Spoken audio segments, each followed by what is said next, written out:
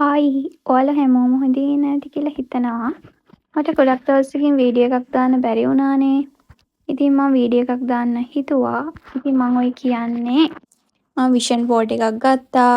ඒක හදන්න තමයි යන්නේ. මේක මෙහෙම නවලා තමයි ආවේ කියලා තමයි කියන්නේ. ඉතින් මම විෂන් බෝඩ් හදලා තියෙනවා ගෙදර ඉද්දි. ඕගොල්ලන් බලනවා ඇති ඇයි මම මේ මාසේ 6ක් ගිහිලා අවුරුද්දේ මැද හදන්නේ කියලා. නෑ හේතුවක් තියෙනවා මෙහෙ අපිට රූම් එකේ එහෙම අලවන්න ඔප්ෂන් එකක් තිබුණේ නැති නිසා තමයි මේ මට ඒක හදන්න පරක්කු වුනේ. ඉතින් මම ගෙදරදී නම් මට විෂන් බෝඩ් තිබුණා.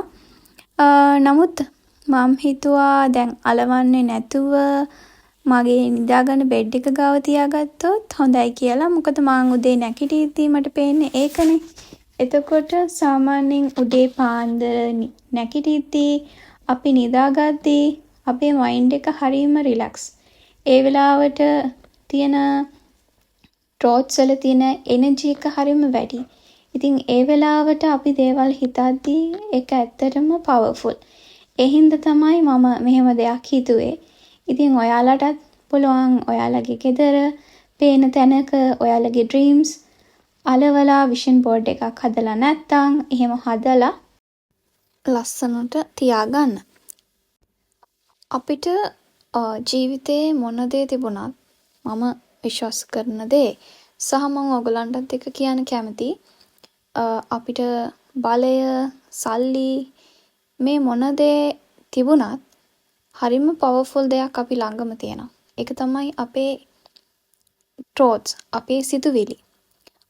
ඒක හරිම පවර්ෆුල්. ඒ කියන්නේ අපි දැන් හිතන්නකෝ අපිට ඩ්‍රීම් එකක් තියෙනවා නම් ඒ ඩ්‍රීම් එක ඇචීව් කරන්න අපිට ඒ තියෙන සිතුවිල්ල බලවත් නම් හරිම ඉක්මනට ඒ ඩ්‍රීම් එක අපිට ඇචීව් කරන්න පුළුවන්.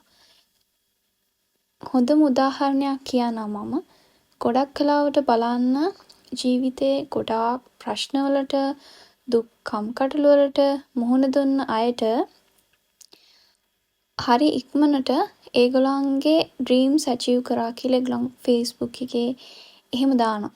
ඉක්මනට හෝ ටිකක් කල් ගිහිල්ලා හරි ඒගොල්ලන් ඩ්‍රීම්ස් ඇචීව් කරලා තියෙනවා. ඒකට හේතුව ඒගොල්ලන්ගේ ඩ්‍රීම්ස් එක්ක කාලයක් යනකම් ජීවත් වීම. අපි ඒ ඩ්‍රීම්ස් වලට يعني අපිට දැන් ප්‍රශ්නයක් එද්දී අපි ගොඩාක් අපේ හීන ගැන හිතනවානේ. අපි මේක කොහොම හරි කරන්න ඕනේ කියලා. හිතන්නකෝ දැන් ප්‍රශ්නයක් නැති මුකුත් හිතන්නේ නැති කෙනෙක්ගේ එහෙම ට්‍රෝට්ස් පවර්ෆුල් වෙන්න විදියක් නැහැනේ.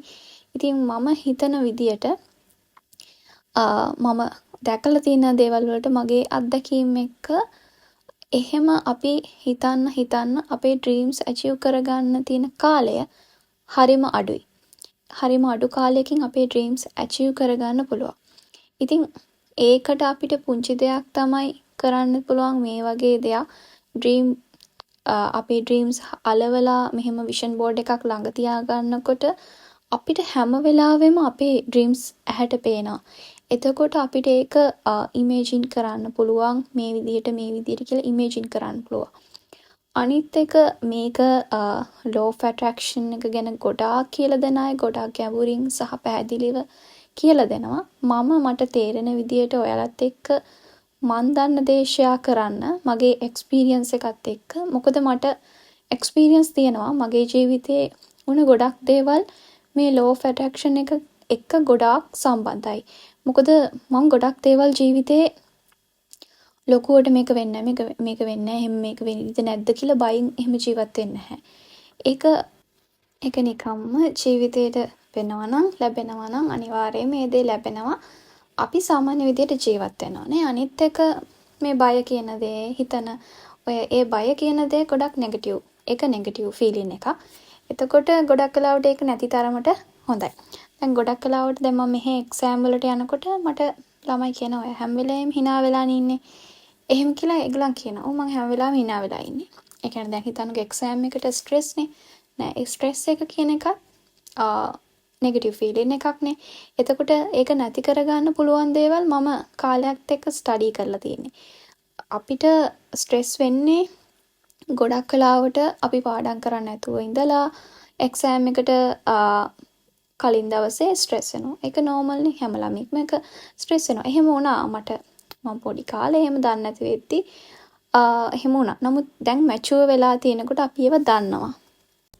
එතකොට ඔයාට කරන්න තියෙන්නේ එක්සෑම් එකට කලින් ඔයා සාමාන්‍ය ජීවිතේ සාමාන්‍ය කරන වැඩ කටයුතු විදියට ඔයා එදා දවසේ වැඩ කටයුතු එදාම කරපුවම ඔයාට එහෙම ස්ට්‍රෙස් එකක් දැනෙන්නේ නැහැ. එතකොට ඔයා හරිම කූල් එකේ ඔයාට එක්සෑම් එකට ෆේස් කරන්න පුළුවන්. ඒක අමාරු වුණත් ලේසි වුණත් ඔයා දන්නවා ඔයා ඔයාගේ උපරිමයෙන් ඒ දෙයට ඔයා සාධාරණයක් කරලා තියෙන්නේ කියලා. ඉතින් ඒ වගේ මම පොන්චි උදාහරණයක් කිව්වේ. ඉතින් අපිට ජීවිතේ ගොඩක් දේවල් මේ විදියට අත්දැකීමෙන්ම ලබා ගන්න පුළුවන්. මම ගොඩාක් දේවල් කියන්නේ ඉගෙනීම සම්බන්ධ ගොඩාක් දේවල් අධ්‍යයනය කරේ.